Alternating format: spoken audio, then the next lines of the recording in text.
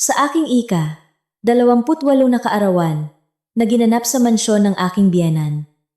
Bigla akong nakaramdam ng matinding pagkahilo at pagduduwal. Lumabas ako sa hardin sa likod bahay para magpahangin.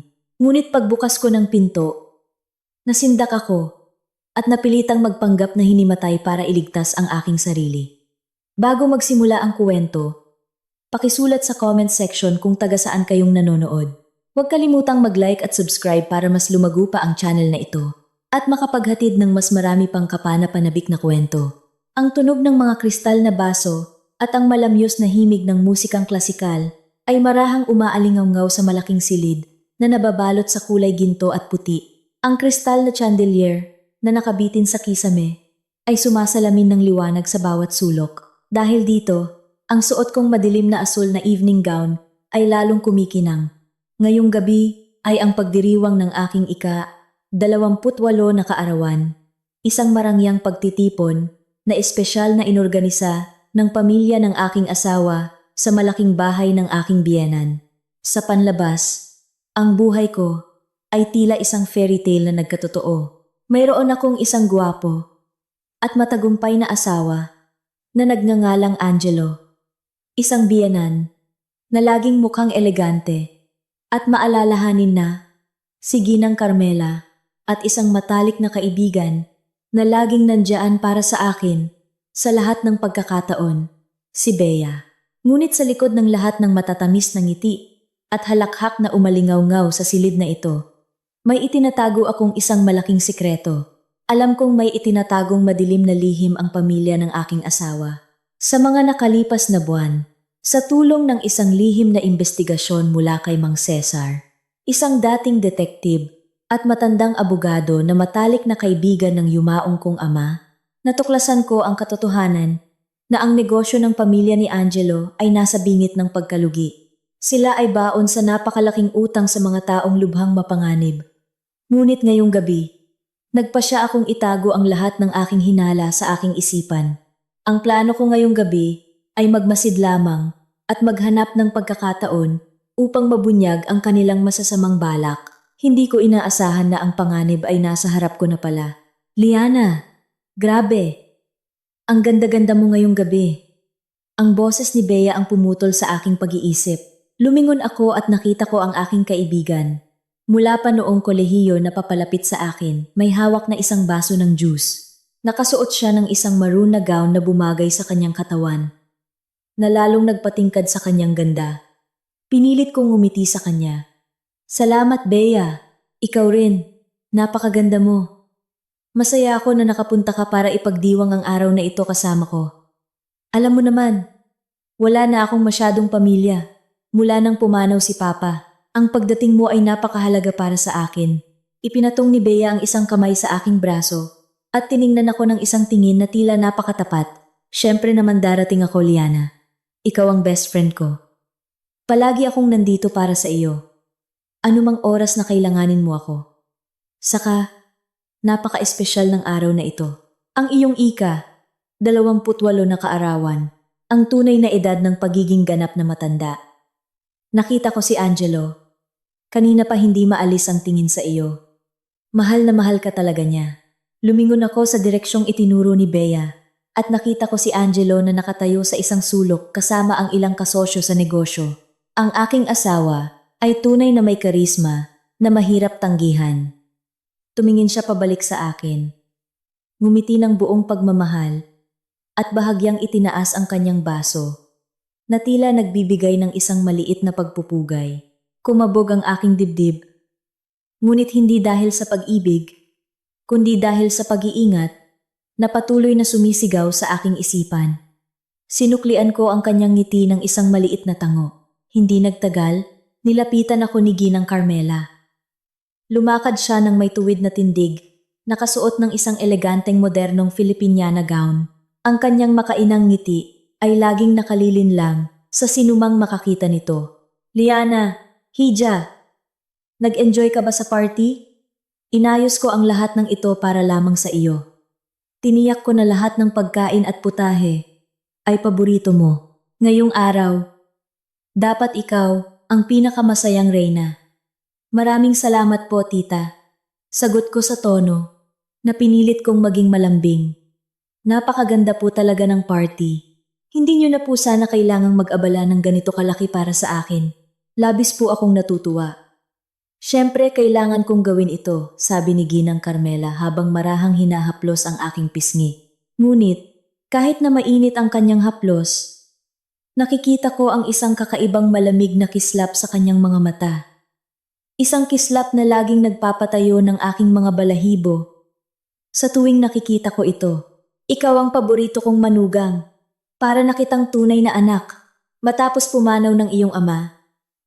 Kami na lang ang pamilya mo. Liana, palagi ka naming aalagaan. Pinilit kong lumunok. Sinusubukang itago ang kaba na nagsisimulang gumapang sa aking dibdib. Alam ko po, tita.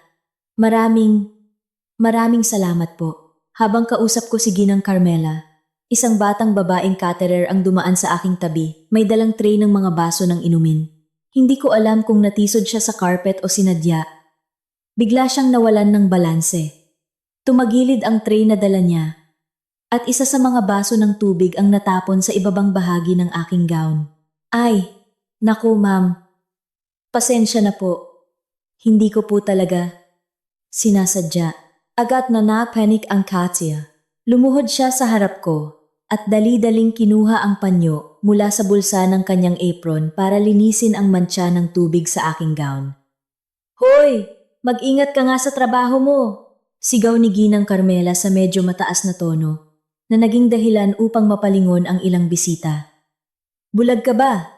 Napakamahal ng gown na yan. Okay lang po. Tita, tubig lang naman po ito. Matutuyo rin mamaya. Sabi ko, sinusubukang pakalmahin ang sitwasyon. Yumuko ako at tiningnan ng caterer. Rina ang pangalan niya. Ayon sa name tag sa kanyang uniforme, habang nagkukunwaring abala si Rina sa pagpunas sa ibabang bahagi ng aking gown. Bahagyan niyang itinaas ang kanyang mukha. Nagtama ang aming mga mata sa loob ng isang segundo. Ang kanyang tingin ay matalim at mapilit. Sa isang napakabilis at tago na kilos mula sa paningin ni Ginang Carmela at ng iba pang bisita, isinilid ni Rina ang isang maliit at nakatuping papel sa aking palad. Bahagya akong napasinghap. Ngunit mabilis kong itinago ang papel sa ilalim ng aking nakasarang kamay. Pasensya na po ulit, Ma'am Liana, sabi ni Rina habang tumatayo at yumuyuko ng malalim. Pagkatapos noon, dali-dali siyang umalis papalayo sa karamihan. Walang kuwentang serbidora, bulong ni Ginang Carmela. Liana, mas mabuting pumunta ka muna sa banyo para ayusin ang gown mo. Malapit nang magbigay ng maikling talumpati si Angelo at magkakaroon ng brindis. Dapat perpekto ang itsura mo. Tumango ako. Sige po, tita. Babalik po ako agad. Naglakad ako ng medyo mabilis patungo sa banyo sa unang palapag. Pagdating doon, isinara at nilak ko nang mahigpit ang pinto. Ang puso ko ay kumakabog ng napakabilis. Sumandal ako sa makapal na kahoy na pinto at dahan-dahang binuksan ang maliit na papel na ibinigay ni Rina. Ang papel ay medyo lukot, na tila isinulat ng nagmamadali. Ang itim na tinta ay bumuo ng isang maikling pangungusap na agad nagpatigil sa daloy ng dugo sa aking katawan. Huwag mong inumin ang espesyal na pomegranate juice mula sa asawa mo. Magpanggap kang hinimatay o mamamatay ka ngayong gabi. Tinitigan ko ang sulat habang humihingal. Nagsimulang manginig ang aking mga kamay. Ang babalang ito ay napakalinaw at hindi maaaring magkamali. Sino si Rina? Siya ba ay inutusan ni Mang Cesar na sadyang ipinasok sa party para bantayan ako? Ang isip ko ay mabilis na umiikot. Alam kong may masamang balak si Angelo at Ginang Carmela. Ngunit hindi ko akalain na maglalakas loob silang gawin ito ngayong gabi. Sa gitna ng maraming tao at mga saksi. Ngunit kung iisipin, ito ang pinakaluhikal na pagkakataon para sa kanila. Kung may masamang mangyari sa akin sa gitna ng party, iisipin ng lahat na ito ay isang biglaang atake sa puso o isang hindi inaasahang problema sa kalusugan. Magkakaroon sila ng 12-dosenang saksi na nakakita kung gaano nila ako trinato ng mabuti buong gabi. Ang kanilang alibi ay magiging perpekto. Pinunit ko ang papel sa maliliit na piraso. Itinapon sa inidoro at i-flush hanggang sa walang matira. Naghilamos ako ng malamig na tubig sa lababo. Tinitingnan ang aking sariling refleksyon sa salamin. Ang mukha ko ay maputlang maputla.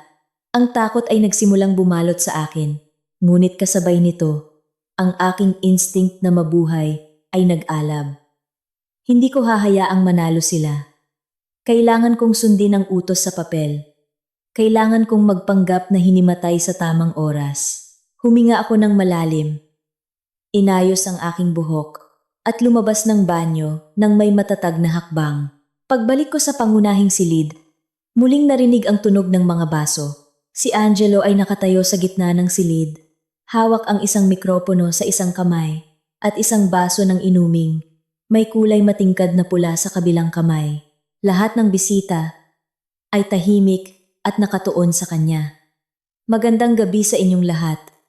Ang baritonong boses ni Angelo ay umalingaw-ngaw sa buong silid. Ngumiti siya ng kaakit-akit.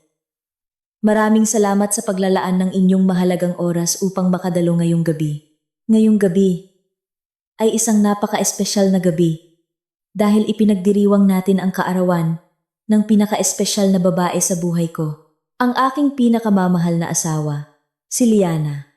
Narinig ang malakas na palakpakan mula sa mga bisita. Tumingin sa akin si Angelo at sumenyas na lumapit ako sa kanya. Ang aking mga paa ay tila napakabigat, parang nakasuot ng sapatos na bakal. Ngunit pinilit kong humakbang pasulong na may ngiti sa aking mga labi. Nang makatayo ako sa tabi niya, isang lalaking waiter ang lumapit at nag-alok sa akin ng isang tray. Sa ibabaw ng tray, mayroon lamang isang baso. Isang magandang kristal na baso na naglalaman ng likidong may kulay matingkad na pula. Pomegranate juice. Ito ay isang espesyal na pomegranate juice na espesyal na tinimpla ng aking ina, sabi ni Angelo, habang kinukuha ang baso mula sa tray at iniaabot sa akin. Dumampi ang kanyang mga daliri sa aking mga daliri at naramdaman ko kung gaano kalamig ang kanyang kamay. Alam ni Mama na hindi ka masyadong umiinom ng alak. Kaya, ginawa niya itong healthy drink na ito para lamang sa iyo ngayong gabi. Ang kulay pula nito ay sumisimbolo sa ating pag-ibig na magiging walang hanggan. Mahal? Tinanggap ko ang baso. Napakabigat nito sa aking kamay. Tiningnan ko ang matingkad na pulang likido sa loob nito. At pagkatapos ay tumingin sa mukha ng aking asawa. Ang kanyang ngiti ay perpekto. Masyadong perpekto na nagiging nakakatakot. Lumingon ako kay Ginang Carmela na nakatayo sa harap na hanay. Dahan-dahan siyang tumango sa akin. Ang kanyang mga mata ay hindi kumukurap. Mag-brindis tayo, sigaw ni Angelo habang itinaas ang kanyang baso. Para sa aking pinakamamahal na asawa, si Liana. Naway humaba ang iyong buhay at maging maligaya ka magpakailanman. Brindis! Sabay-sabay na sigaw ng lahat ng bisita. Inilapit nila ang kanilang mga baso sa kanilang mga labi. Ito na ang sandali ng katotohanan. Dahan-dahan kong itinaas ang baso ng pomegranate juice patungo sa aking mga labi. Lahat ng mata ay nakatuon sa akin, lalo na ang mga mata ni Angelo at Ginang Carmela. Itinagilid ko ang baso. Hinayaang dumampi ang aking mga labi sa malamig na gilid nito. Ngunit, isinara kong mabuti ang aking bibig upang walang kahit isang patak ng likido ang pumasok. Ibinaba ko ang baso, nagkunwaring lumunok na may dramatikong galaw ng lalamunan. Nang magsimulang maghiwa-hiwalay ang atensyon ng mga bisita at mag-usap muli, bahagya akong tumalikod. Nagkukunwaring inaayos ang aking sapatos na may takong. Sa isang napakakinis na galaw na natatago ng aking malaking gown, ibinuhos ko ang halos lahat ng laman ng baso sa isang malaking paso ng halaman na malapit sa isang haligi. Agad na sinipsip ng lupa sa paso ang pulang likido. Nag-iwan lang ako ng kaunting likido sa ilalim ng baso para magmukhang kapani-paniwala. Muli akong tumayo ng tuwid at inilagay ang halos walang laman na baso sa pinakamalapit na mesa. Ngayon, magsisimula na ang pinakamahirap na bahagi. Kailangan kong umarte. Hinayaan kong lumipas ang mga 5 minuto. Nakipag-usap ako sa ilang bisita sa boses na sadyang pinahina ko. Pagkatapos, sinimulan kong ilagay ang aking kaliwang kamay sa aking sentido. Ilang beses akong kumurap-kurap na tila nagsisimula ng lumabo ang aking paningin. Liana, okay ka lang ba? Tanong ng asawa ng isang kasosyo ni Angelo. Nakausap ko. Mukha siyang nagtataka sa pagbabago ng aking ekspresyon. Hindi ko alam. Bulong ko sa boses na sadyang pinanginig ko. Ang silid na ito. Ang silid na ito ay napakainit at umiikot. Hinawakan ko ang aking dibdib. Nagkukunwaring humihinga ng malalim, na tila biglang numipis ang hangin sa paligid. Ang tiyan ko ay biglang nakaramdam ng kaunting pagduduwal. Siguro dahil sa adrenaline at matinding kaba. Ang suestiyo ng isip ko ay nagpaganda sa aking pag-arte. Napasuray ako pa atras. Sinadyang mabangga ang isang maliit na mesa sa likuran ko kaya't nahulog ang ilang kubyertos. Mahal, anong nangyayari? Agad akong nilapitan ni Angelo. Hinawakan niya ang aking mga balikat. Ang ekspresyon ng kanyang mukha ay puno ng pag-aalala. Isang napakagaling na pag-arte. Angelo, naduduwal ako. Ang sikip ng dibdib ko. Bulong ko habang mahigpit na kumakapit sa manggas ng kanyang Amerikana. Tiningnan ko ang kanyang mga mata. Naghahanap ng kahit kaunting pagsisisi. Ngunit, ang nakita ko lang ay isang malamig na kalkulasyon. Napakaputla mo. Inatake ka na naman ba ng hyperacidity mo? Sabi ni Angelo, sa medyo malakas na boses, para marinig ng mga tao sa paligid ang medikal na dahilan na kanyang itinatayo. Halika, kailangan mong magpahinga sa kwarto. Wag na sa kwarto. Sabi ko sa mahinang boses. Masyadong masikip dito. Masyadong maraming tao. Kailangan ko lang ng sariwang hangin. Gusto kong pumunta sa hardin sa likod bahay sandali para umupo at huminga. Samahan na kita. Mabilis na alok ni Angelo. Wag na. Angelo. Magalang ngunit matatag kong pagtanggi. Pinilit kong ngumiti ng mahina. Marami pa tayong bisita. Ikaw ang host ngayong gabi. Kailangan mo silang asikasuhin. Pakiusap, kailangan ko lang ng 5 minuto mag-isa sa hardin. Kapag medyo gumaan na ang pakiramdam ko, babalik ako dito. Lumingon si Angelo kay Ginang Carmela na hindi kalayuan. Nagpalitan sila ng tingin sa loob ng isang iglap. Isang napakaikling tingin, ngunit puno ng lihim na kahulugan. Dahan-dahang tumango si Ginang Carmela, halos hindi mapansin. Sige, kung iyan ang gusto mo, sabi ni Angelo. Sa wakas, binitawan niya ang aking mga balikat. Nasa banda roon ang hardin. Nasa banda roon ang hardin. Mag-ingat ka sa paglakad, mahal. Kung hindi ka pa bumalik sa loob ng 10 minuto, susundan kita para tingnan ang kalagayan mo. Salamat, Angelo. Sagot ko. Tumalikod ako at nagsimulang maglakad palayo sa karamihan. Naglakad ako ng may sadyang paika-ika at pasuray-suray na hakbang sa mahabang pasilyo patungo sa dobleng salaming pinto sa likod ng bahay. Bawat hakbang ko ay tila may dalang napakabigat na pasanin. Ang puso ko ay gulong-gulo. Totoo ang babala sa papel. Sinusubukan talaga nila akong patayin gamit ang pomegranate juice na iyon. At ngayon, naglalakad akong mag-isa patungo sa tahimik na hardin, handang harapin ang isang katotohanang mas madilim pa kaysa sa aking inaakala. Ang malamig na hangin ng gabi ay agad na humampas sa aking mukha nang itulak ko ang dobleng salaming pinto na nag-uugnay sa pangunahing silid at sa hardin sa likod. Kabaligtaran ng loob ng bahay na maliwanag at puno ng tawanan. Ang hardin ay napakatahimik at medyo nakakatakot. Ang mga ilaw sa hardin ay madilim lamang na nagbibigay ng kaunting liwanag. Ang tunog ng musikang klasikal mula sa loob ay mahinang naririnig, pinipigilan ng makapal na salamin. Ang plano ko ay simple lang. Magtatago ako sa likod ng malagong mga halaman malapit sa pavilion, bubuksan ang voice recorder sa aking cellphone at maghihintay. Kung talagang pinlano ni Angelo at Ginang Carmela ang aking kamatayan ngayong gabi, tiyak na susunod sila sa akin dito para tiyakin kung gumana na ba ang lason, kung marirecord ko ang kanilang pag-uusap. Habang natatagpuan nila ang aking katawan na nagkukunwaring walang malay, magkakaroon ako ng matibay na ebidensya para ipakulong silang dalawa. Dahan-dahan akong naglakad sa daanang gawa sa bato. Medyo nahihilo pa rin ako dahil sa matinding tensyon. Ngunit, ang isip ko ay gumagana ng matalas. Ang aking pangunahing layunin ay ang pavilion na gawa sa kahoy sa dulo ng hardin. Ang maliit na gusaling iyon ay karaniwang ginagamit ng yumaong kong biyenang lalaki para itago ang kanyang mga gamit sa paghahardin at koleksyon ng mga orkidyas. Madilim ang lugar na iyon at tago sa paningin ng mga tao sa loob. Isang perpektong taguan. Habang papalapit ako sa pavilion, nakarinig ako ng isang kakaibang tunog. Hindi tunog ng kuliglig o hangin, kundi tunog ng hingal at mahinang bulungan. Bigla akong huminto, lalong bumilis ang tibok ng aking puso, na nagbobomba ng dugo sa bilis na masakit sa aking tainga. Idinikit ko ang aking katawan sa dingding ng pavilion.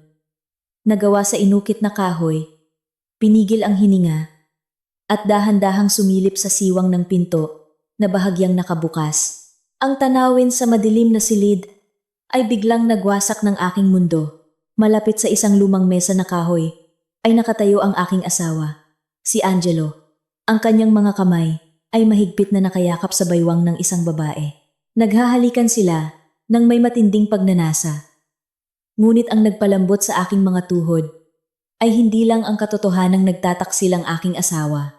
Ang babaeng nasa yakap niya, ang babaeng masigasig na tumutugon sa kanyang mga halik, ay si Bea, ang aking matalik na kaibigan.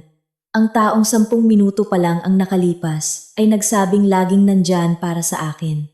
Ang taong pinagkakatiwalaan ko, nang higit sa sinuman, maliban sa yumaong kong ama. Isang napakatinding sakit ang biglang tumama sa aking dibdib. Mas masakit pa kaysa sa sabay-sabay na pagsaksak ng libu-libong kutsilyo. Tinakpan ko ng mahigpit ang aking bibig, gamit ang 2 kamay. Pilit na pinipigilan ang hikbi na gustong kumawala sa aking lalamunan.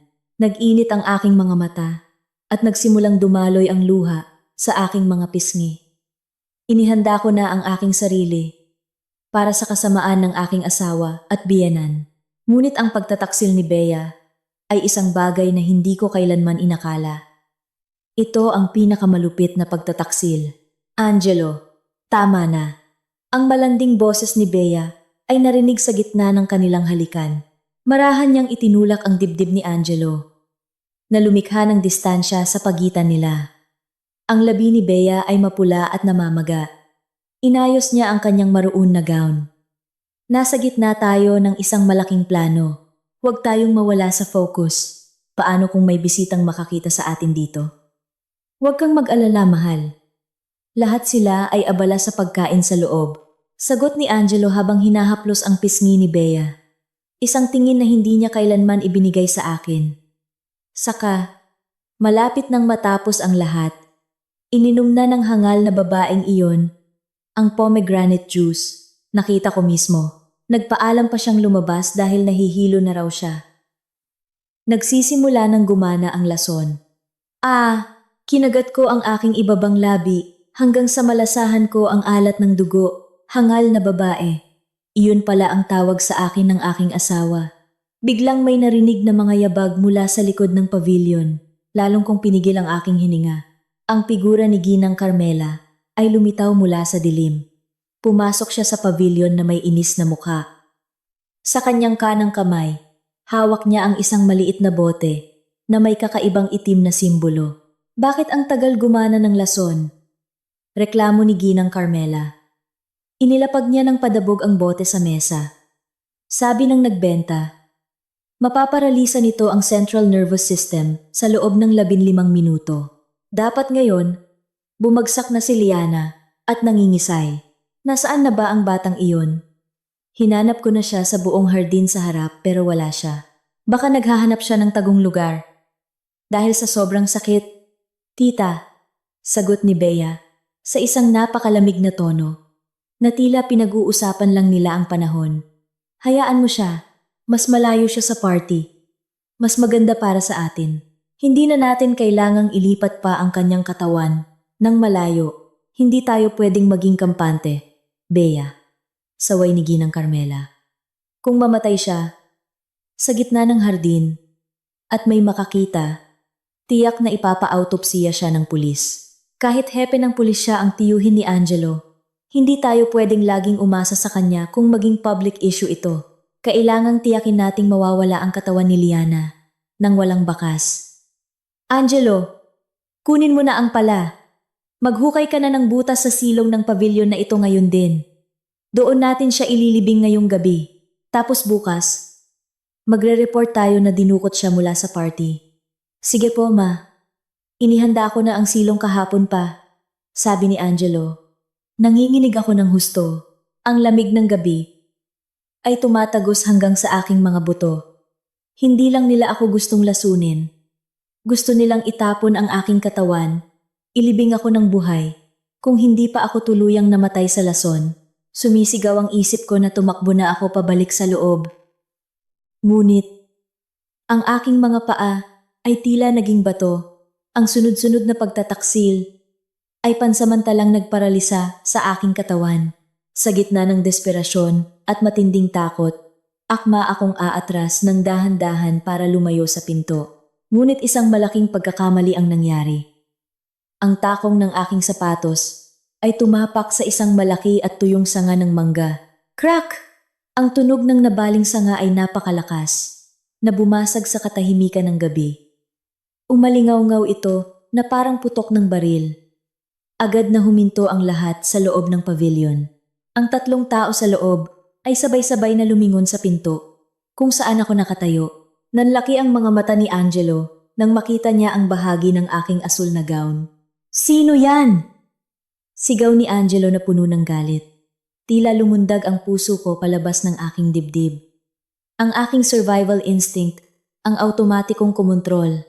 Naalala ko ang babala sa papel ni Rina at alam kong ang pagtakbo suot ang mahabang gown at sapatos na may takong ay pagpapakamatay. Mahuhuli ako ni Angelo sa ilang segundo lang. Ginawa ko ang pinakamapangahas na desisyon sa aking buhay. Agad akong humakbang pasulong para makita nila ako. Pagkatapos ay umungol ako sa sakit. Pinihit ko ang aking mga mata pataas at hinayaan ang aking katawan na bumagsak sa lupa. Tiniyak kong hindi tatama ang ulo ko sa bato at hinayaan ang aking katawan na nakahandusay sa basang damo. Ipinikit kong mabuti ang aking mga mata, nirelax ang lahat ng kalamnan at ginawang napakabagal at mababaw ang aking paghinga. Nagpanggap akong tulog na tulog. Narinig ko ang mabilis na mga yabag papalapit sa akin. Si Liana yan, sigaw ni Bea. Ang tono niya ay puno ng pagkagulat, ngunit may kaunting ginhawa. Naramdaman ko ang paghinto ni Angelo sa tabi ko. Isang malaki at magaspang na kamay ang marahas na humawak sa aking pulso. Dalawang daliri niya ang diin sa aking pulso ng basta-basta. Mga 2 o 3 segundo lang. Pinilit kong kontrolin ang tibok ng aking puso, na sa totoo lang ay sobrang bilis. Mahina ang pulso niya. Sabi ni Angelo na may halong ginhawa at tagumpay. Binitiwan niya ang aking kamay na tumama sa lupa. Sa wakas, gumana na ng perpekto ang lason. Tumba na siya. Salamat sa Diyos, sabi ni Ginang Carmela. Narinig ko ang kanyang mga yabag at naramdaman ko ang kanyang anino na tumatakip sa akin. Akala ko narinig niya ang usapan natin. Patay na ba siya? Hindi pa po, ma. Humihinga pa, pero paputol-putol na. Malapit na siyang mamatay. Sagot ni Angelo nang may buong kumpiyansa. Huwag na tayong mag-aksaya ng panahon. Utos ni Ginang Carmela. Kaladkarin niyo na siya sa silong. Bago pa may lumabas para magpahangin. Bea, tulungan mo si Angelo na hawakan ng mga paa niya. Siguraduhin mong hindi mag-iiwan ng marka ang gown niya sa lupa. Sige po, tita, sagot ni Bea. Naramdaman ko ang isang pares ng kamay na pumulupot sa aking mga bukong-bukong. Ang paghawak ni Bea ay nagdulot sa akin ng matinding pandidiri. Ngunit kinailangan kong pigilan ang sarili kong sipain siya. Kasabay nito, hinawakan ni Angelo ang likod ng aking gown at itinaas ang itaas na bahagi ng aking katawan. Sinimulan nila akong buhatin at kaladkarin. Ang aking likod ay paminsan-minsang tumatama sa mga hagdanang bato habang dinadala nila ako papasok sa pavilion. Bawat segundo ay parang isang pagpapahirap sa impyerno. Kailangan kong tiisin ang sakit sa likod, ang matinding pandidiri, at ang mga luha na patuloy na gustong lumabas. Ipinikit ko ang aking mga mata, nakikinig sa kanilang paghingal habang binubuhat ako. Ang bigat din pala niya, reklamo ni Bea. Teka lang, nasa ilalim ng carpet na ito ang pinto ng silong. Sagot ni Angelo. Narinig ko ang tunog ng isang makapal na carpet na iginugulong, sinundan ng langit-ngit ng isang lumang bisagra ng bakal na pilit na binubuksan. Biglang naging napakasikip, malamig at amoy alikabok at basang lupa ang hangin sa paligid. Iyon ang amoy ng kamatayan. Ihagis niyo na lang siya pababa ng dahan-dahan, utos ni Ginang Carmela mula sa malayo. Walang anumang babala, binitiwan nila ako. Gumulong ako pababa sa ilang marupok na hagdanang kahoy. Ang aking katawan ay tumama sa napakatigas at malamig na sementadong sahig sa ilalim ng silong. Isang matinding sakit ang gumapang mula sa aking balikat, ngunit kinagat ko ang aking dila para pigilan ang sigaw na halos sumabog mula sa aking bibig. Nanatili akong tahimik at hindi gumagalaw, nakadapa sa isang hindi komportableng posisyon. Perpekto. Umalingaw-ngaw ang boses ni Angelo mula sa itaas. Iwanan niyo na siya dyan. Soundproof at madilim ang silid na ito. Kahit magising pa siya, papatayin siya ng lason bago pa siya makasigaw ng tulong. Kailangan na nating bumalik sa loob para hindi maghinala ang mga tao. Aasikasuhin natin ang paglilibing sa kanya pagkatapos ng party at makauwi na ang lahat ng bisita. Magandang ideya. Halika na. Ayusin mo ang buhok mo, Bea, sabi ni Ginang Carmela. Nagsimulang lumayo ang kanilang mga yabag. Ilang segundo pagkatapos, narinig ko ang malakas na pagsara ng makapal na kahoy na pinto sa itaas. Ang tunog ng kandado ng bakal na 2 beses na iniikot ay narinig ng napakalinaw. Click, click. Isang ganap na kadiliman ang bumalot sa akin. Isang nakamamatay na katahimikan ang lumamon sa buong silong. Ikinulong nila ako dito. Iniwan para mamatay mag-isa. Ngunit nang tuluyan ng mawala ang kanilang mga yabag, dahan-dahan kong iminulat ang aking mga mata. Itinaas ko ang aking ulo mula sa malamig na semento. Wala nang pagduduwal o pagkahilo. Ang natitira na lang sa akin ngayon ay isang nag-aalab na determinasyon. Nagawa nila ang pinakamalaking pagkakamali sa kanilang buhay dahil sa pagmamaliit sa akin. Ngayong gabi, hindi pa ako patay at sisiguraduhin kong pagbabayaran nila ng buo ang bawat sakit na dinanas ko ngayong gabi. Isang ganap na kadiliman ang bumalot sa akin. Ang silong na ito ay walang kahit isang siwang ng liwanag.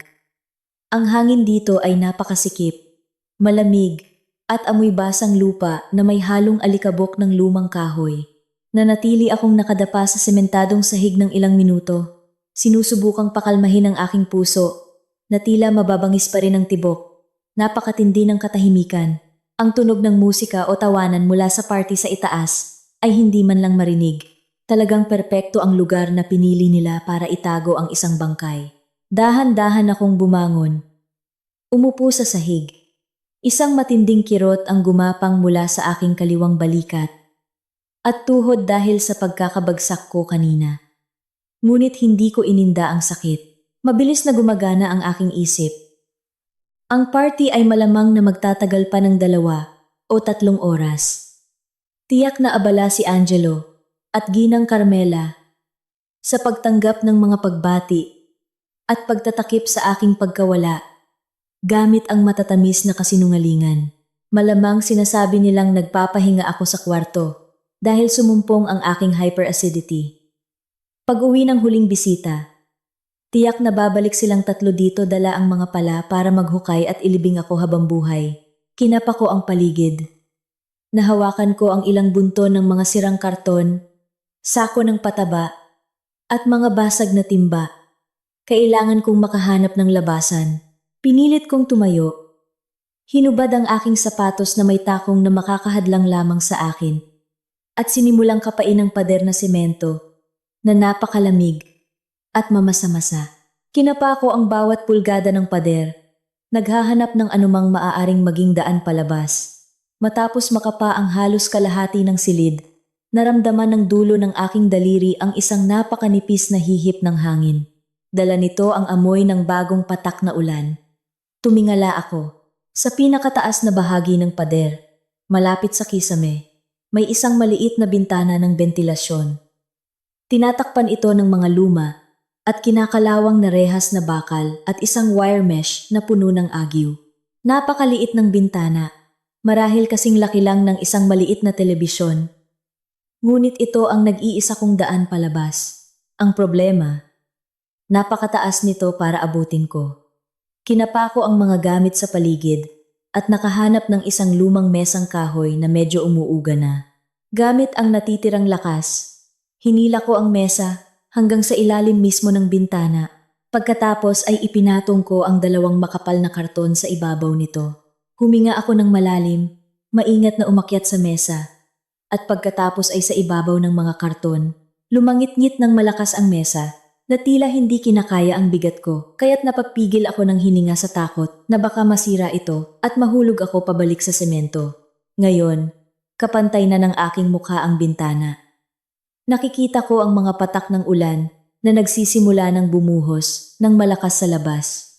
Ipinasok ko ang aking mga kamay sa pagitan ng rehas, hinawakan ang basang bakal at hinila ito papasok ng buong lakas. Sa una, hindi ito gumalaw. Umungol ako. Inilipat ang aking bigat at hinila muli nang may desperasyon. Isang tunog ng nabibitak na semento ang maririnig. Ang mga luma at marupok na rehas ay sa wakas natanggal. Inihagis ko ang mga ito sa sahig at pinunit ang wire mesh gamit ang aking mga kamay hanggang sa magasgasan at dumugo ang aking palad.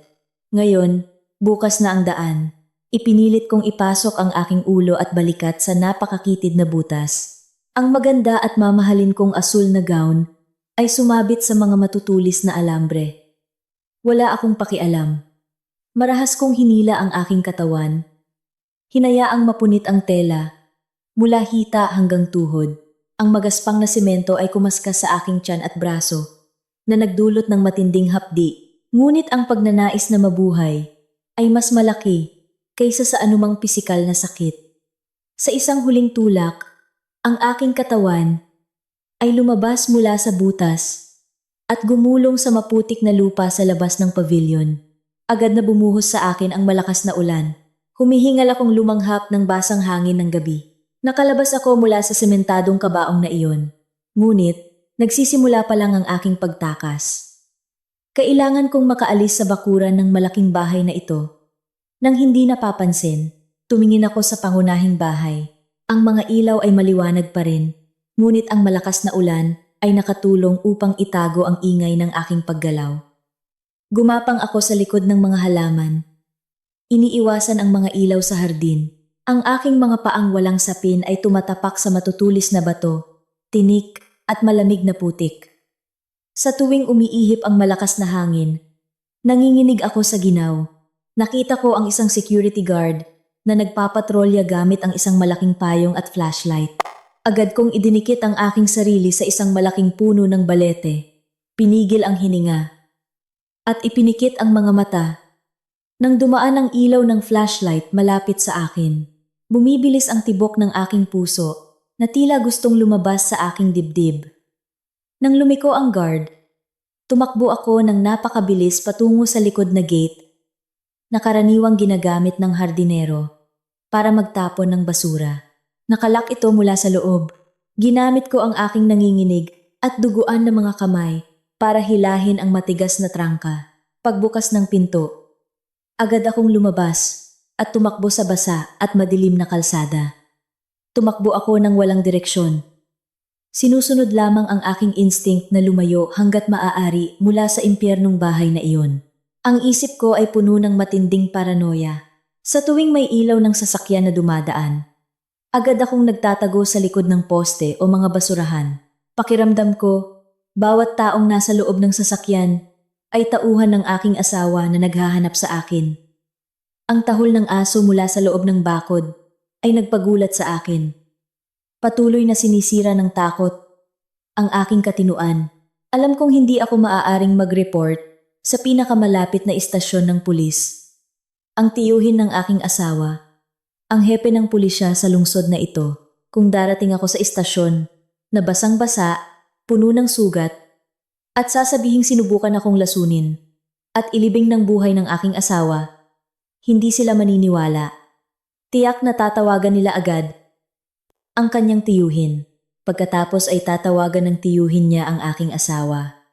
Ako lang mismo ang maghahatid ng sarili ko, pabalik sa kamay ng mga mamamatay tao. Kailangan ko ng tunay na ebidensya at isang taong mapagkakatiwalaan ko.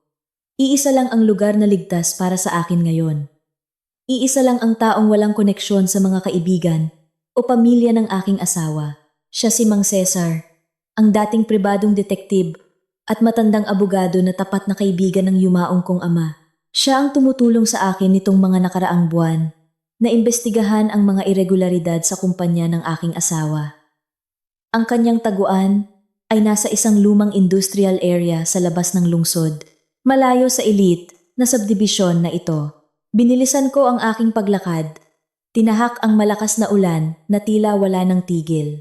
Ang punit kong gown ay basang-basa at nakadikit sa aking katawan na nagdulot ng panginginig hanggang sa manlamig ang aking mga labi. Ang mga sugat sa aking paa at kamay ay lalong humahapdi sa tuwing nadadampian ng malamig na ulan. Ilang beses akong natumba sa sirang bangketa, ngunit pilit kong pinipilit ang sarili kong tumayo. Ang imahe ng aking asawa na hinahalika ng aking kaibigan at ang boses ng aking biyenan na nag-uutos na itapon ng aking katawan sa silong ay paulit-ulit na umiikot sa aking isipan. Dahan-dahang napalitan ng galit ang takot sa aking puso. Akala nila, isa akong hangal na babae na madali nilang maaalis. Akala nila, nanalo na sila sa larong ito. Nagpatuloy ako sa paglakad na may matalim na tingin. Titiyakin kong silang tatlo ay magsisisi sa araw na pinili nila akong gawing biktima. Matapos maglakad at tumakbo ng mahigit 1 oras sa tahimik at basang mga kalsada ng lungsod, sa wakas ay nakarating ako sa harap ng isang gusaling may 2 palapag na mukhang luma at napabayaan. Ang pintura sa pader ay tuklap-tuklap na at ang signboard sa harap ay kupas na. Walang senyales ng buhay sa lugar na iyon. Ngunit, alam kong ito ang tamang lugar. Lumapit ako sa nakasarang metal na pinto at kumatok gamit ang napagkasunduan naming pattern. 3 mabilis na katok, 1 sandaling paghinto, at 2 mabagal na katok.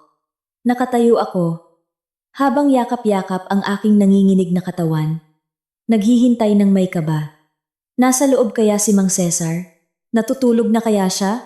Kung wala siya dito, hindi ko na talaga alam kung saan pa ako pupunta. Napakahaba at napakasakit ng gabing ito. Ilang segundo pagkatapos, narinig ko ang tunog ng kadena na inaalis mula sa loob. Bahagyang bumukas ang pinto at lumitaw ang kulubot ngunit matatag na mukha ni Mang Cesar. Nanlaki ang kanyang mga mata nang makita ang aking kaawa-awang kalagayan. Walang imik. Agad niyang hinila ang aking braso.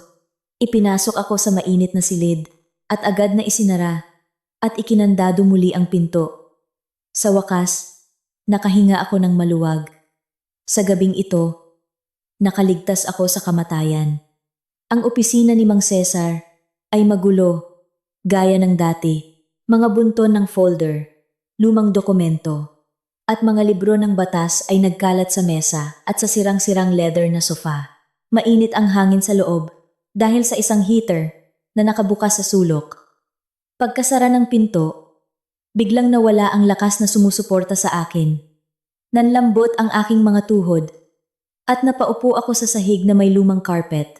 Liana, Diyos ko, anong nangyari sa iyo? Agad na lumuhod si Mang Cesar sa tabi ko. Tiningnan niya ang aking maputlang mukha, basang buhok, at ang aking asul na gown na punit-punit na at puno ng putik at dugo.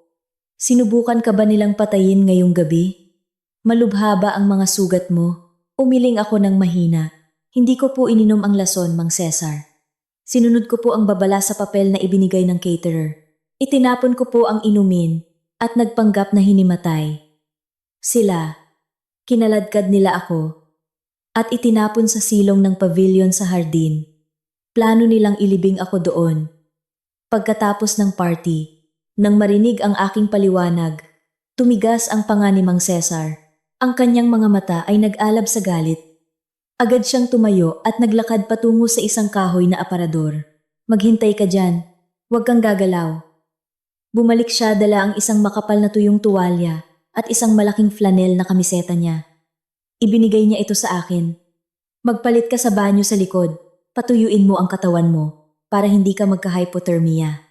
Gagawa ako ng mainit na tsaa at kukuha ng first aid kit para linisin ang mga sugat mo. Pag-uusapan natin ang lahat kapag medyo kalmado ka na. Tumango ako at tinanggap ang tuwalya at kamiseta. Naglakad ako papunta sa maliit na banyo. Hinubad ko ang sirang-sira kong gown. Ang gown na dapat sana'y simbolo ng aking kaligayahan ngayong gabi. At hinayaan itong nakakalat sa sahig. Na parang basura, pinatuyo ko ang aking nanlalamig na katawan at isinuot ang malaking flanel na kamiseta ni Mang Cesar. Ang amoy ng lumang kahoy at kape mula sa kamiseta ay nagbigay sa akin ng kaunting kapanatagan. Pagbalik ko sa sala, nakaupo na si Mang Cesar sa sofa. Habang nagtitimpla ng 2 tasa ng mainit na tsaa, itinuro niya ang sofa sa tapat niya. Umupo ako at tinanggap ang tasa. Ang init mula dito ay dahan-dahang gumapang sa aking mga palad. Pagkatapos ay binuksan ni Mang Cesar ang first aid kit, kumuha ng bulak at antiseptiko, at sinimulang linisin ang mga galos sa aking braso at palad ng maingat. Kaya pala, simula ni Mang Cesar. Binilisan talaga nila ang kanilang plano. Inaasahan ko nang susubukan kanilang alisin bago pa man dumating ang takdang oras ng pagkuha ng mana. Pero hindi ko akalain na ganito sila katapang. Sa gitna mismo ng isang party na puno ng bisita, ibinaba ko ang aking tingin. Hindi po nag-iisa ang asawa ko, Mang Cesar. Ang biyanan ko po ang nagtimpla ng lason. At biglang pumiyok ang aking boses. Tila may humihigpit sa aking lalamunan. Ang mga luhang kanina ko pa pinipigilan ay sa wakas bumuhos. At si Bea. Nandoon din po si Bea. Natigilan si Mang Cesar sa paggamot sa aking sugat. Tumingin siya sa akin nang may pagkabigla. Si Bea? Ang kaibigan mo mula kolehiyo? Ang babaeng laging pumupunta sa bahay niyo? Dahan-dahan akong tumango habang humihikbi. Opo, nandoon siya sa pavilion. Nakita ko mismo. Naghahalikan sila ng asawa ko. Pinlano nilang lahat ito. Sinabi pa ni Bea na mas maganda kung malayo ako mamatay sa party. Tinulungan pa niya ang asawa kong buhatin ako para itapon sa silong. Pinagkatiwalaan ko po siya, Mang Cesar. Wala akong inilihim sa kanya. Bakit niya ito ginawa sa akin? Bumuhos ang aking iyak. Ang sakit ng pagtataksil ay sumisikip sa aking dibdib. Inilapag ni Mang Cesar ang bulak at gamot. Huminga siya ng malalim. Hinayaan niya akong umiyak ng ilang minuto. Hinayaang lumabas lahat ng bigat sa aking dibdib. Sa gitna ng aking pag-iyak, dahan-dahang bumukas ang pinto mula sa likurang silid. Isang batang babae ang lumabas dala ang isang laptop. Agad kong itinaas ang aking mukha at pinunasan ang aking luha nang makita siya. Nakasuot siya ng ordinaryong damit. Hindi na uniforme ng caterer. Ngunit agad kong nakilala ang kanyang mukha. Siya, si Rina. Ang serbidora na nagtapon ng tubig sa aking gown at nagbigay ng babala. Ikaw, sabi ko. Litong-lito, paano ka napunta dito? Lumapit si Rina at inilapag ang laptop sa mesa. Tiningnan niya ako ng may simpatiya. Mabuti na lang po at nakatakas kayo ng ligtas, Ma'am Liana. Labis po akong nag-alala nang makita kong dinala kayo ng asawa niyo papunta sa hardin. Bahagyang umubo si Mang Cesar. Liana, siya si Rina. Isa siya sa mga pinagkakatiwalaan kong ahente na nagtatrabaho sa aking pribadong ahensya ng detektive. Ako ang nag-utos sa kanya na magpanggap na caterer sa party mo ngayong gabi. Tiningnan ko sila ng salitan. Bakit po ninyo ginawa iyon nang hindi ako sinasabihan? Dahil alam kong napakatigas ng ulo mo, Liana.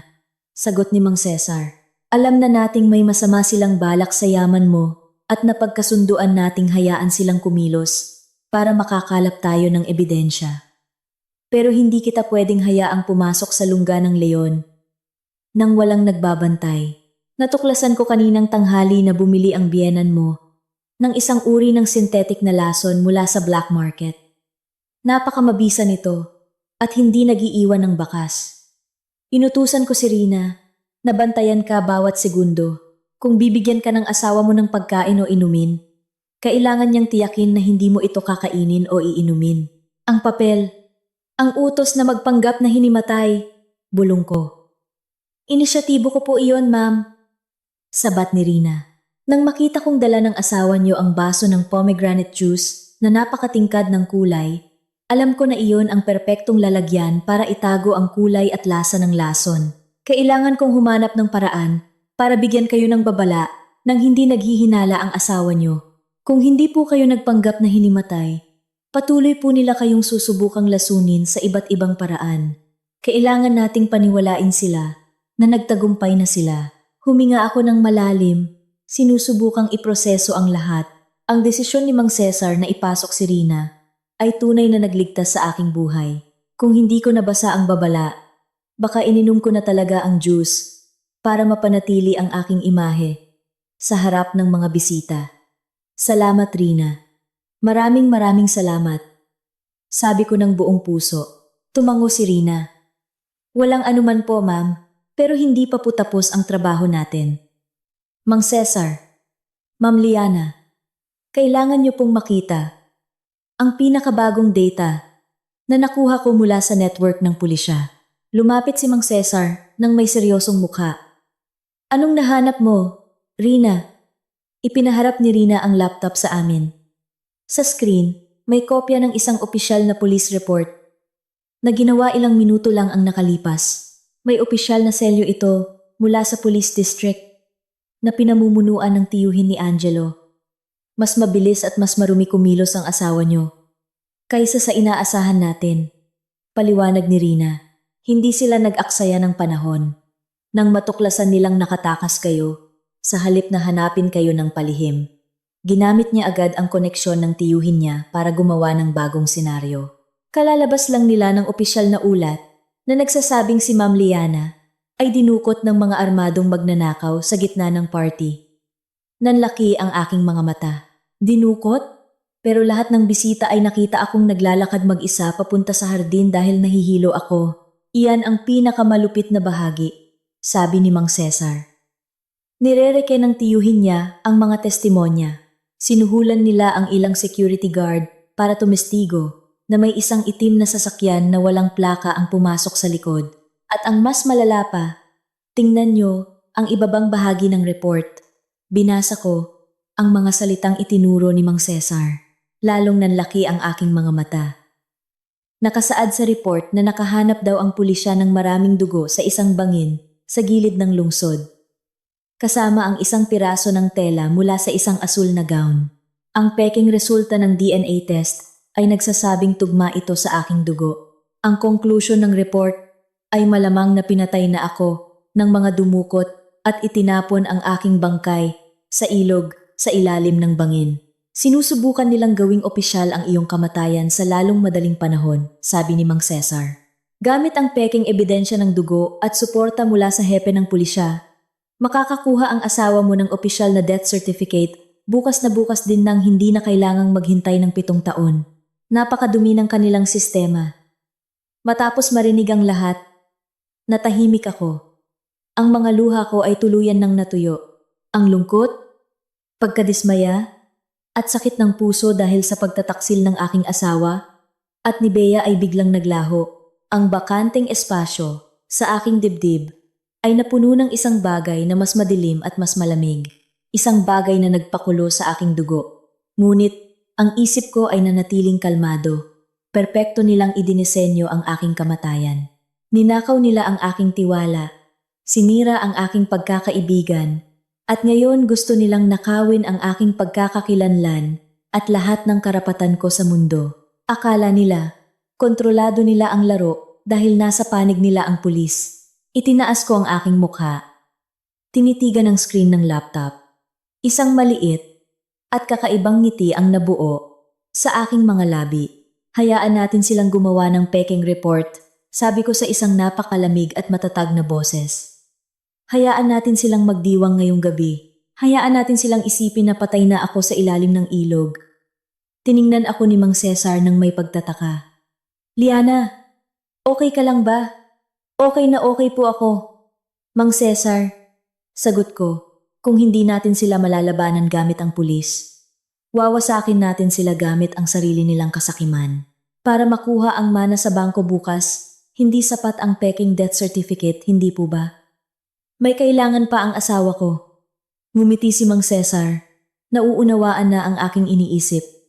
Tama ka, napakahigpit ng bangko. Para makuha ang trilyon-trilyong piso, kailangan niyang isumite ang isang biometric authentication document na nakatago sa isang espesyal na data storage device.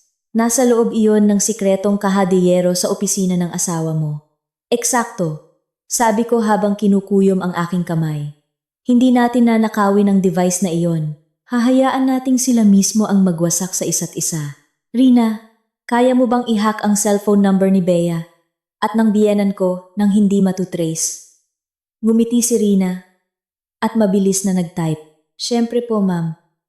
Iyan po ang specialty ko. Ano po ang plano nyo? Tumingin ako sa bintana. Pinagmamasdan ng ulan. Hinog na ang paghihiganti sa puso ko. Magse-set up tayo ng isang napakatamis na patibong. Gagawin nating simula ng kanilang walang katapusang bangungot ang gabing ito. Malakas pa rin ang buhos ng ulan sa labas. Tumatama sa yero ng bubong ng opisina ni Mang Cesar. Ang malamig na hangin ay unti-unting pumapasok sa mga siwang ng bintana, ngunit hindi ko ito nararamdaman. Habang nakaupo sa lumang sofa, nakatitig sa screen ng laptop ni Rina na nagpapakita ng peking police report tungkol sa aking pagkamatay, tila kumukulo ang dugo sa aking mga ugat. Wala na akong luha para iyakan. Ang takot na bumalot sa aking dibdib kagabi ay tuluyan ng naglaho, napalitan ng isang malamig, rasyonal, at kalkuladong galit. Inilapag ko ang tasa ng tsaa na lumamig na. Diretso akong tumingin kina Mang Cesar at Rina. Hindi natin sila malalabanan sa karaniwang paraan ng batas, sabi ko. Binabasag ang katahimikan. Kung ang tiyuhin ni Angelo, na isang hepe ng pulisya, ay sangkot na at handang mameke ng forensic evidence ng ganito kabilis. Ibig sabihin, ay kontrolado nila ang sistema ng hustisya sa lungsod na ito. Kung pupunta ako sa istasyon ng pulis bukas para i-report ang tangkang pagpatay, tiyak na huhulihin nila ako, ikukulong sa isang lihim na lugar, at sisiguraduhing tuluyan na akong mamatay para maging totoo ang kanilang peking report. Sumang-ayon si Mang Cesar. Tama ka, Liana. Ang pag-report sa lokal na pulisya ay pagpapakamatay. Isang organisadong sindikato na nakauniforme ang kalaban natin, tiyak na pinangakuan ng malaking bahagi ng trilyon-trilyong piso ang tiyuhin ni Angelo. Kahit sino ay gagawa ng pinakamaruming gawain dahil sa kasakiman. Kung gayon, ano po ang gagawin natin, ma'am? Tanong ni Rina. Hindi natin pwedeng hayaan silang pumunta sa bangko bukas at kunin ang lahat ng pera. Kailangan nating pigilan iyon. Sumandal ako sa sofa, inaalala ang lahat ng detalye sa dokumento ng mana ng aking ama. Isang napakatalino at maingat na negosyante si Papa. Alam niyang ang napakalaking yaman ay maaaring makaakit ng maraming lobo na nagbabalat kayong tupa. Kaya, gumawa siya ng isang napakakomplikado at may patong-patong na sistema ng pagkuha ng mana. Hindi nila makukuha ang pera ng ganoon kadali. Kahit may peking death certificate na sila, sabi ko. Natatandaan niyo po ba, Mang Cesar, ang espesyal na sistema ng seguridad na ginawa ni Papa sa bangko? Bahagyang nanlaki ang mga mata ni Mang Cesar. Oo nga pala. Paano ko nakalimutan iyon? Hindi lang pisikal na presensya ng tagapagmana ang kailangan. Gumawa rin siya ng isang digital key system. May isang device na tinatawag na master data storage. Naglalaman iyon ng biometric authentication, high-level encrypted passwords, at voice recording ni Papa na siyang susi para mabuksan ang pangunahing vault sa bangko. Tama po, sabi ko. Kung wala ang data storage na iyon, hindi papayag ang bangko na maglabas ng kahit isang sentimo. Kahit magdala pa si Angelo ng isang batalyon ng pulis, hindi nila malulusutan ang international banking system. Saan itinatago ng asawa mo ang device na iyon, Liana? Tanong ni Mang Cesar. Kailangan ba nating pasukin ang bahay niya at nakawin iyon ngayong gabi? Umiling ako. Masyadong delikado. Nakatago iyon sa isang bakal na kahadeyero sa likod ng pader sa opisina ni Angelo. Mayroon iyong dual fingerprint scanner at retinal scanner. Saka, tiyak na mahigpit na binabantayan ang bahay ngayong gabi. Hindi tayo magnanakaw. Hayaladan mina, hindi natin dudumihan ang ating mga kamay. Nagtatakang tumingin sa akin si Rina. Kung hindi po natin kukunin ang device, paano natin sila mapipigilan? Hindi natin sila pipigilan. Sabi ko, hahayaan natin silang pumunta sa bangko. Sisiguraduhin nating dala nila ang data storage na iyon. Ngunit bago sila makarating doon, wawasakin natin ang kanilang isipan. Gagawin nating maghinala sila sa isa't isa, magsisihan, at magkamuhian. Gagamitin natin ang kanilang pinakamalaking takot bilang ating sandata. Kinuha ko mula sa bulsa ng suot kong flanel ang isang napakaliit na memory card at inilapag ito sa mesa. Nagtatakang tiningnan ito ni Mang Cesar at Rina. 2 araw na ang nakalipas. Paliwanag ko. Nakita kong inutusan ni Angelo ang ilang hardinero na linisin ang lumang pavilion. Dahil doon, naghinala ako. Kaya kinahapunan, pumunta ako sa isang electronic store at bumili ng isang mini surveillance camera na may high-level voice recorder. Lumiwanag ang mga mata ni Rina. Naglagay po kayo ng hidden camera sa pavilion? Oo, sagot ko. Itinago ko ito sa loob ng isang paso ng peking orkidyas. Patuloy itong nagre-record ng lahat ng nangyayari sa loob. Kanina, bago nila ako kinaladkad, sinadya kong matumba at aksidenteng natabig ang paso. Habang abala sila sa pagbuhat sa akin, kinuha ko ang memory card mula sa nabasag na kamera at itinago sa aking kamay. Napahanga si Mang Cesar. Liana, tunay kang ang anak ng iyong ama. Mayroon kang pambihirang talino at instinct para mabuhay. Rina, sabi ko, pakisaksak ito sa laptop mo. Tingnan natin kung maayos na naisave ang audio at video. Agad na kinuha ni Rina ang memory card at isinaksak sa laptop. Ilang sandali lang, isang video player ang bumukas. Medyo madilim ang video at may berdeng kulay dahil sa infrared feature. Ngunit, napakalinaw ng audio. Tahimik kaming nanood. Nakita ko muli ang paghahalikan ni Angelo at Bea. Pagkatapos, dumating si Ginang Carmela, dala ang bote ng lason. Bakit ang tagal gumana ng lason? Ang boses ni Ginang Carmela ay napakalinaw, puno ng puot, sabi ng nagbenta. Mapaparalisa nito ang central nervous system sa loob ng 15 minuto. Kailangan nating tiyakin na mawawala ang katawan ni Liana ng walang bakas. Angelo, kunin mo na ang pala. Maghukay ka na ng butas sa silong. At pagkatapos, ang eksena kung saan natuklasan nila ako. Naputol ang video nang makuha ko ang memory card.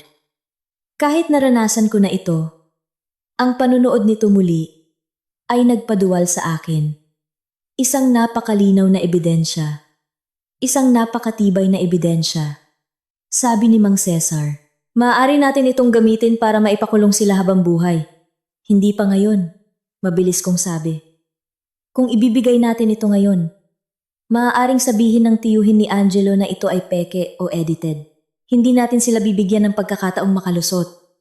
Kailangan nating sila mismo ang umamin sa publiko. Ano po ang detalyadong plano niyo, ma'am? Tanong ni Rina. Gagawa tayo ng pamba-blackmail. Sabi ko nang may malamig na ngiti. Rina, gusto kong ikat mo ang audio. Kunin mo ang bahagi kung saan binanggit ni Ginang Carmela ang tungkol sa lason at ang bahagi kung saan iminungkahi ni Bea na itapon ang aking katawan.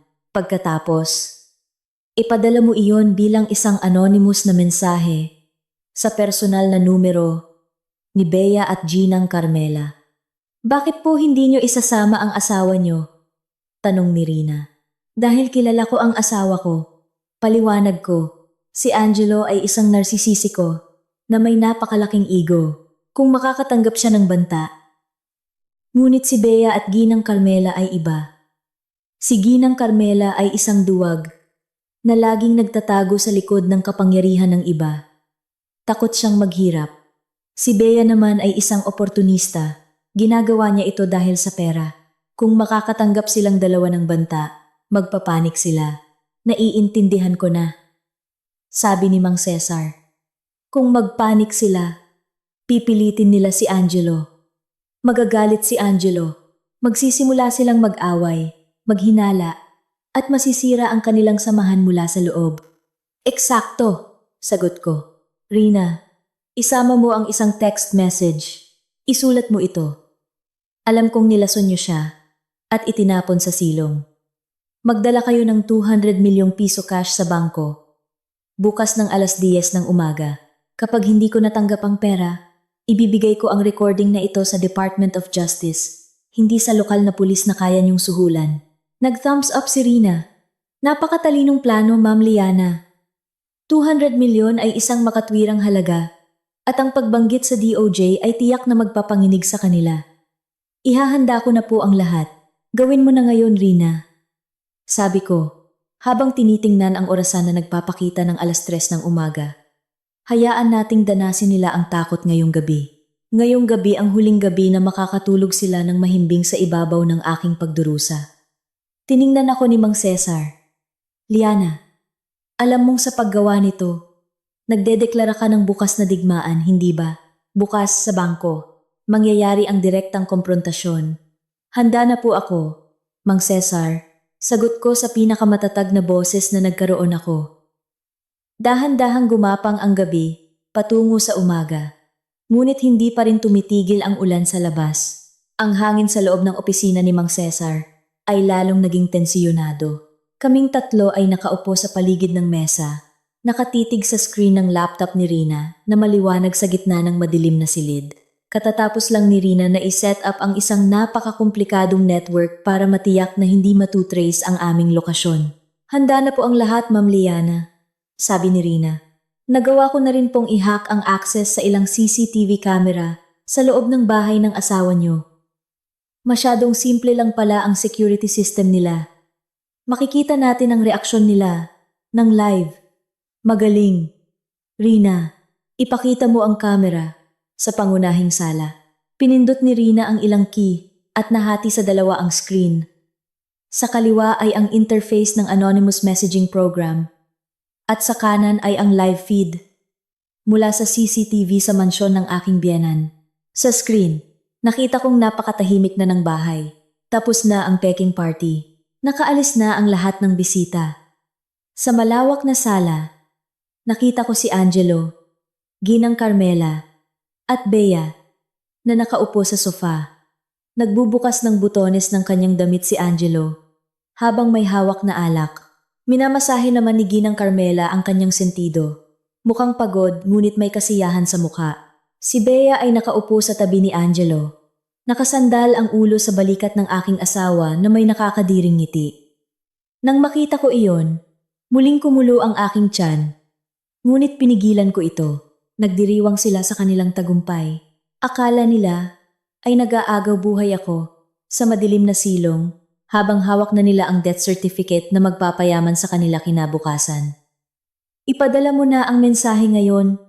Rina, utos ko sa boses na kasing lamig ng yelo. Nagpapadala ng mensahe sa 3. Mensahe. Naipadala na, ulat ni Rina. Hindi kami kumurap habang nakatitig sa screen. Wala pang 5 segundo. Nakita naming umilaw ang cellphone ni Ginang Carmela. Sinundan ng malakas na tunog ng notifikasyon.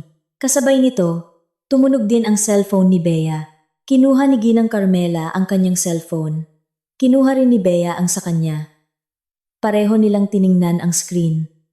Sa una, nagtataka sila sa hindi kilalang numero. Ngunit nang i-play nila ang audio file, biglang nagbago ang lahat. Bagamat hindi namin marinig ang audio mula sa kanilang mga cellphone, kitang-kita namin ang reaksyon nila. Bakit ang tagal gumana ng lason? Sabi ng nagbenta, nanlaki ang mga mata ni Ginang Carmela. Namutla siya na parang papel, nanginginig ang kanyang buong katawan. Mas dramatiko naman ang reaksyon ni Bea. Agad siyang tumayo mula sa sofa, na may takot sa mukha. Nabitawan niya ang kanyang cellphone. Tinakpan niya ang kanyang bibig. Ang kanyang mga mata ay ligaw na tumitingin sa paligid. Nagulat si Angelo sa kanilang reaksyon. Hindi makasagot si Ginang Carmela. Inabot niya ang kanyang nanginginig na cellphone kay Angelo. Kinuha ito ni Angelo, binasa ang text, at pinakinggan ang audio. Gaya ng inaasahan ko, hindi takot ang una niyang reaksyon, kundi matinding galit. Namula ang kanyang mukha, ibinagsak niya ang cellphone sa mesa. Sino ang nag-record nito? Sigaw ni Angelo, na umalingaw-ngaw hanggang sa aming kinaroroonan. Paano nagkaroon ng recording sa pavilion? Hindi ko alam, Angelo. Nanginginig na sabi ni Bea. Tayo lang tatlo ang nandoon. Humihingi siya ng 200 milyon. Kung hindi natin ibibigay, pupunta siya sa DOJ. Makukulong tayo habang buhay, Angelo. Tumahimik ka, Bea. Sigaw ni Angelo, na ikinagulat ni Bea. Baka isa lang sa mga hardinero o caterer yan. Nanggugulat lang sila. Anong nanggugulat? Sigaw naman ni Ginang Carmela. Nawala na ang kanyang pagiging elegante. Napakalinaw ng recording. Tiyak na may naglagay ng listening device. At ikaw lang, Angelo, ang nakakaalam na nililinis ang pavilion. Baka may traitor sa mga tauhan mo. Imposible, sagot ni Angelo. Itinuro niya si Bea. Baka ang babaeng ito ang may dala ng tagalabas. Bea, may pinagsabihan ka ba? Sinusubukan mo ba kaming i-blackmail? Umiling si Bea ng malakas. Paano mo ako mapagbibintangan, Angelo? Isinakripisyo ko ang pagkakaibigan namin ni Liana para sa'yo. Bakit ko kayo iba-blackmail? Kung ipinangako mo na sa akin ang kalahati ng mana. Kung gayon, sino? Sigaw ni Angelo. Sinipa ang mesa. Sino ang may hawak ng recording na ito? Puwede kayang si Liana? Biglang humina ang boses ni Ginang Carmela. Puwede kayang siya ang naglagay ng recorder bago magsimula ang party? Natahimik si Angelo. Imposible. Masyadong tanga at inosente si Liana para planuhin ng ganito. Saka, nag-aagaw buhay na siya ngayon. O baka bangkay na sa silong. Hindi makakapagpadala ng text ang patay. Ngumiti ako. Talagang minaliit ako ng asawa ko. Anong gagawin natin ngayon? Lalong humisterikal si Bea. Wala tayong 200 milyong cash ngayon. Bangkarote na ang kumpanya nyo. Kapag hindi natin binayaran ng blackmailer, tapos na tayo, Angelo. Bitawan mo ako, Bea. Itinulak ni Angelo si Bea hanggang sa matumba ito. Wala kayong silbi. Dahil lang sa isang anonymous message, nagkakaganyan na kayo. Hindi ito ordinaryong mensahe, Angelo. Sigaw ni Ginang Carmela. Alam niya ang schedule natin sa bangko bukas. Kailangan nating gawin ang gusto niya. Pagkakuha mo ng mana, bigyan natin siya ng 200 milyon. Baliw ka ba, ma? Sigaw ni Angelo. Hindi ako magbibigay ng kahit isang sentimo. Pera ko yon. Pinaghirapan kong patayin ang ama ni Liana. 2 taon na ang nakalipas. At ngayon, kailangan kong itapon si Liana. Hindi ko hahatiin ang pinagpaguran ko. Ang mga salitang iyon ni Angelo ay umalingaw-ngaw sa opisina ni Mang Cesar. Tumigil sa pagtibok ang puso ko. Pinatay ni Angelo ang aking ama. Nanigas ako. Si Mang Cesar ay napatayo sa galit. Kaya pala, ang atake sa puso ng ama mo, 2 taon na ang nakalipas, ay hindi aksidente. Gawa iyon ng asawa mo. Mabilis na bumilis ang tibok ng aking dibdib. Isang bagong, nakakakilabot na katotohanan ang lumabas mula mismo sa bibig ng aking asawa. Hindi lang nila ako sinubukang patayin. Pinatay na rin pala nila ang aking ama. Ang galit ko ay naging isang karagatan ng apoy. Patuloy mong i-record ang usapan nila. Rina, utos ko, itago mo lahat ng pag-amin nila ngayong gabi. Magiging karagdagang ebidensya ito para matiyak na mabubulok sila sa kulungan na may hatol na kamatayan. Sa screen, nagpapatuloy ang kanilang pag-aaway. Nagkawatak-watak na ang kanilang alyansa. Sinisisi ni Bea si Ginang Carmela. Sinisisi ni Ginang Carmela si Angelo. Si Angelo naman ay patuloy na sumisigaw. Makinig kayo.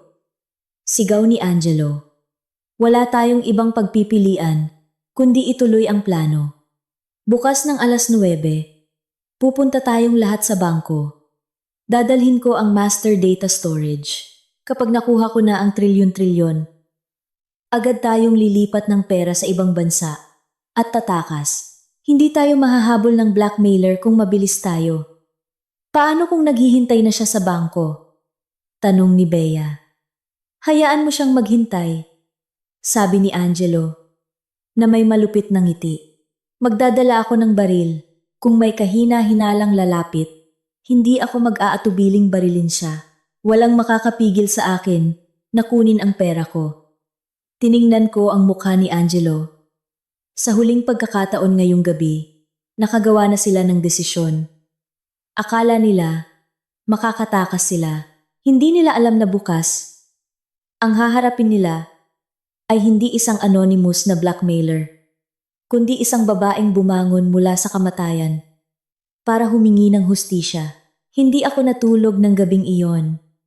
Inihanda ko ang bawat salita, bawat kilos, at bawat senaryo para sa pagtatapos bukas.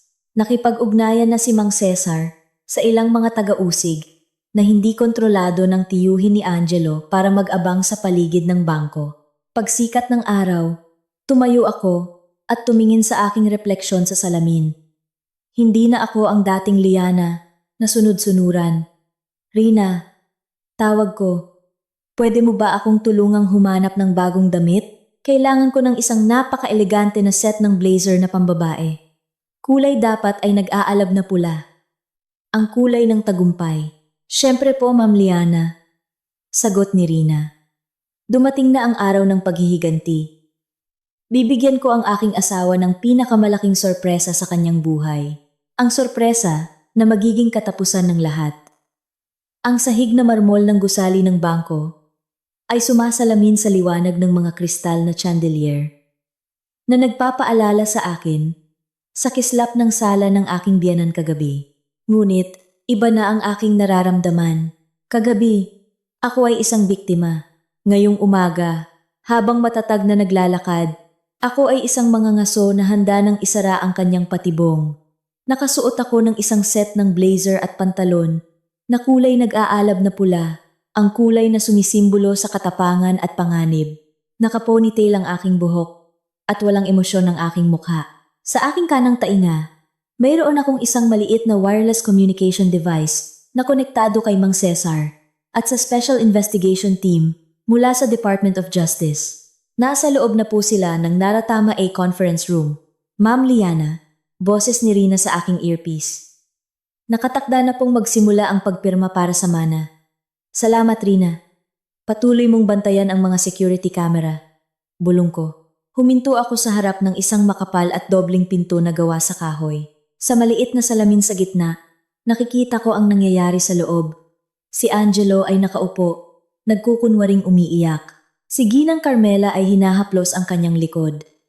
Si Bea naman ay nakaupo sa sulok, nakasuot ng malaking itim na salamin. Sa kabilang panig ng mesa, isang bank director at isang notaryo ang nagsusuri ng mga dokumento. Nakikiramay po kami sa inyong pagdadalamhati, Ginoong Angelo, sabi ng bank director. Natanggap at na-verify na po namin ang ulat mula sa pulisya. Handa na po ang lahat. Itinaas ni Angelo ang kanyang mukha. Nagpapakita ng isang perpektong peking kalungkutan. Salamat po, G. Director, wasak po ang puso ko. Ngunit kailangan kong maging matatag. Handa na po ang lahat, sabi ng notaryo. Ayon sa habilin, dahil pumanaw na si Ginang Liana nang walang anak, ang lahat ng ari-arian ay automatikong mapupunta sa inyo bilang kanyang asawa. Pakilagay na lang po ang master data storage sa mesa para sa huling authentication. Kinuha ni Angelo mula sa kanyang bulsa ang isang silver na data storage device at maingat na inilapag sa mesa. Ang mga mata ni Ginang Carmela at Bea ay nakatutok dito na tila ito ang susi sa kanilang kalayaan. Ito na ang aking sandali. Itinulak ko ang dalawang pinto nang sabay-sabay hanggang sa bumukas ito ng maluwag. Ang malakas na tunog ng pagtama ng pinto sa dingding ay nagpatigil sa lahat. Lahat ay napalingon. Ang bank director at notaryo ay nagulat. Ngunit ang reaksyon ng tatlong nakaitim, ang pinakakasiya siyang tanawin na nakita ko. Nanlaki ang mga mata ni Angelo, nabuka ang kanyang bibig, ngunit walang lumalabas na tunog. Namutla si Ginang Carmela na parang isang bangkay. Si Bea naman ay napasigaw at nabitawan ang kanyang bag. Tinitingnan nila ako na para bang nakakita sila ng multo. Walang imik. Pumasok ako sa silid. Isinara ko ang pinto at ikinandado mula sa loob. Hindi ko hahayaang may makatakas. Ma'am Liana, napatayo ang bank director. Buhay po kayo. Pero sabi sa ulat ng pulis, bago pa matapos ang direktor, agad na kumilos ang mapanlinlang na instinct ni Angelo. Bigla siyang tumayo, nagkunwaring natutuwa at iniunat ang kanyang mga braso. Liana, Diyos ko, mahal ko, buhay ka! Sigaw niya. Sinusubukang yakapin ako. Hindi ka ba sinaktan ng mga dumukot sa'yo? Salamat sa Diyos. Itinaas ko ang aking kanang kamay. Pinipigilan siya. Ang tingin ko ay napakalamig. Itigil mo na ang peking pag-iyak mo, Angelo. Sabi ko sa isang mahinahon ngunit malinaw na boses. Agad na nawala ang ngiti sa kanyang mukha. Walang dumukot. At alam na alam mo iyan. Lumapit ako sa mesa. Inilabas ko ang sarili kong data storage device mula sa aking bulsa at isinaksak sa laptop ng notaryo na konektado sa malaking projector. Paumanhin po sa abala, G. Director, sabi ko. Ngunit bago po pirmahan ang anumang dokumento, mayroon po akong gustong ipakita na isang mahalagang ebidensya. Sa ilang click lang, umilaw ang projector. Ipinakita ko ang video recording mula sa hidden camera sa pavilion.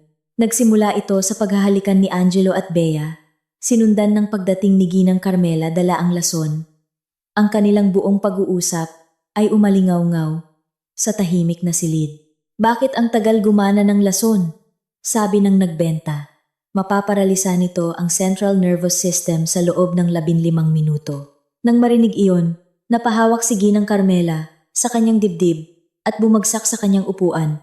Si Bea naman ay tinakpan ang kanyang mukha at humagulgol. Ang bank director at notaryo ay nakanganga, hindi makapaniwala sa kanilang nakikita. Nakita nila kung paano ako kinaladkad ni Angelo at Bea at ang plano nilang ilibing ako. Paninira yan! Biglang sigaw ni Angelo. Sinusubukang abutin ang laptop. Peke ang video na yan! Edited yan! Huwag mong hawakan ang computer na iyan. Sigaw ko ng mas malakas na nagpatigil sa kanya. 100% totoo ang video na iyan at ang kopya nito ay nasa kamay na ng Department of Justice. Kaya pala, ang anonymous na blackmail kagabi. Oo, Angelo. Ako iyon. Ipinadala ko iyon para makita kayong magkawatak-watak dahil sa takot. Namula sa galit at hiya si Angelo. Nalaman niyang nabisto na siya. Ngunit, dahil sa kanyang walang hanggang ego, tumawa siya ng mapang-asar. Sige, kung gusto mong maglaro ng marahas, Liana. Sabi niya, maaaring dalhin ako ng video na iyan sa korte. Tawagin mo ang pulis. Titiyakin ng tiyuhin ko na makakalabas ako bago lumubog ang araw. Pero tandaan mo, Liana, habang kasal pa tayo, may karapatan pa rin ako sa kalahati ng trilyon-trilyong piso ng ama mo. Mapupunta pa rin sa akin ang pera na iyon. Tinitigan ako ni Angelo ng may paghahamon. Ngumiti ako. Isang napakalamig na ngiti. Lumakad ako at humarap sa kanya. Talaga bang sa tingin mo ay ganoon ako katanga, Angelo? Bulong ko. Sa tingin mo ba? Hindi ko alam ang ginawa niyo sa yumaong kong ama 2 taon na ang nakalipas? Natigilan si Angelo. Anong ibig mong sabihin? 2 taon na ang nakalipas. Hindi namatay si Papa dahil sa atake sa puso, sabi ko.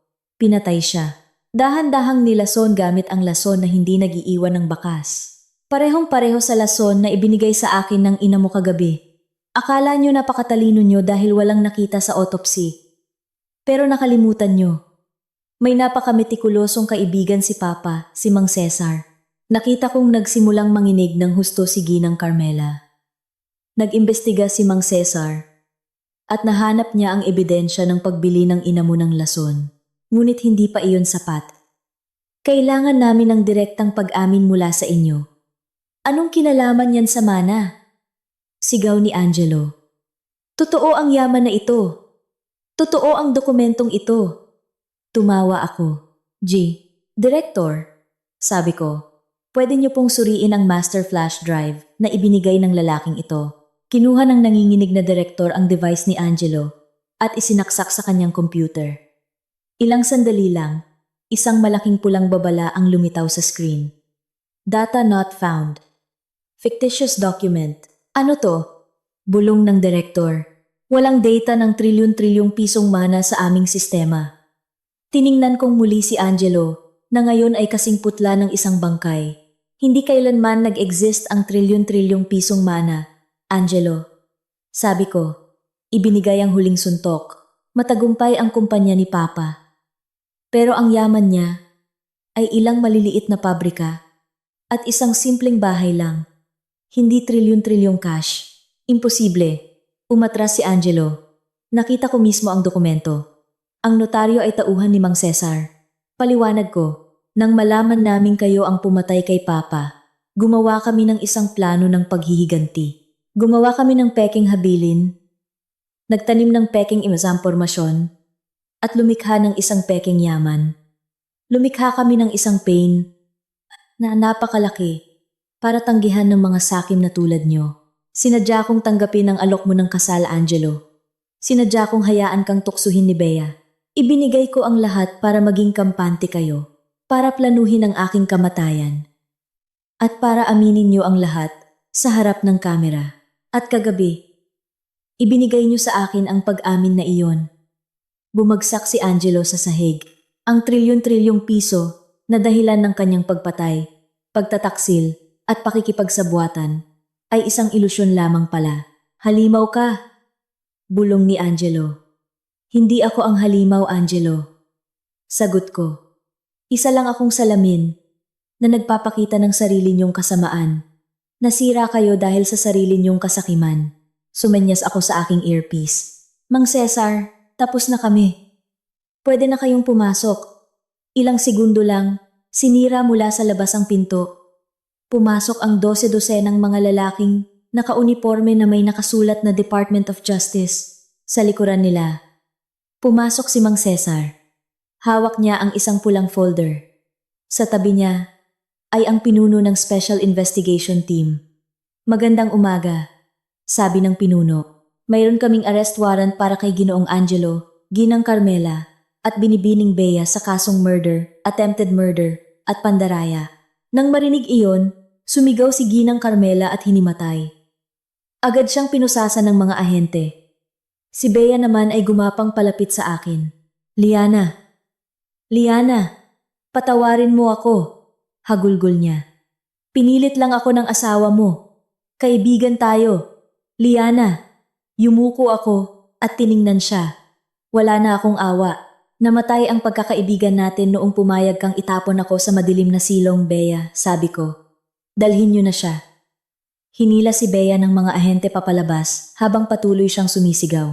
Ngayon, ang asawa ko na. Pinatayo siya ng mga ahente. Hindi siya lumaban. Nang pusasan siya, tumingin siya sa akin sa huling pagkakataon. Akala mo nanalo ka, Liana? Sabi niya. Nagsayang ka ng 2 taon ng buhay mo para magpanggap na mahal ako. Kasing lungkot ng buhay ko ang buhay mo. Tiningnan ko siya. Nawalan man ako ng 2 taon, Angelo, pero nailigtas ko ang natitirang bahagi ng buhay ko. At para malaman mo, na-freeze na rin ng DOJ ang lahat ng ari-arian ng bangkarote mong kumpanya. Bukas, malalaman ng mga pinagkakautangan mong loan shark na hindi ka makakabayad.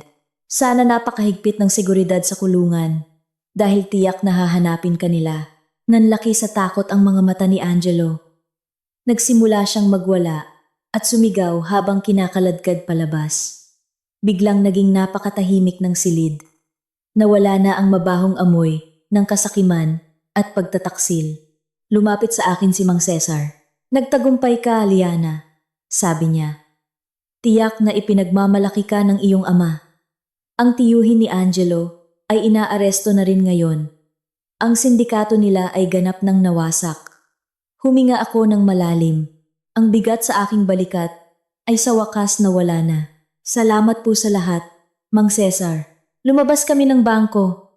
Pagsalubong sa akin ng sikat ng araw, tila humupa na ang bagyo. Ito ang una kong hininga bilang isang tunay na malayang babae.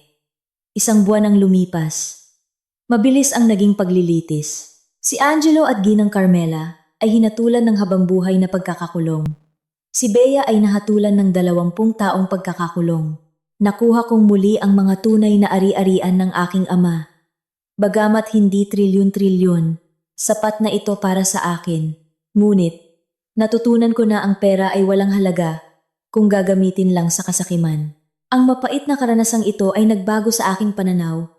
Alam kong maraming babae sa labas ang biniktima ng manipulasyon at walang lakas ng loob na lumaban. Ngayong umaga, nakatayo ako sa harap ng isang bagong renovate na gusali.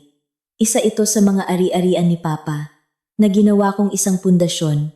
Sa itaas ng pinto, may isang malaking signboard, Pundasyon ng Liwanag at Kanlungan, Sentro ng Tulong para sa mga biktima ng manipulasyon.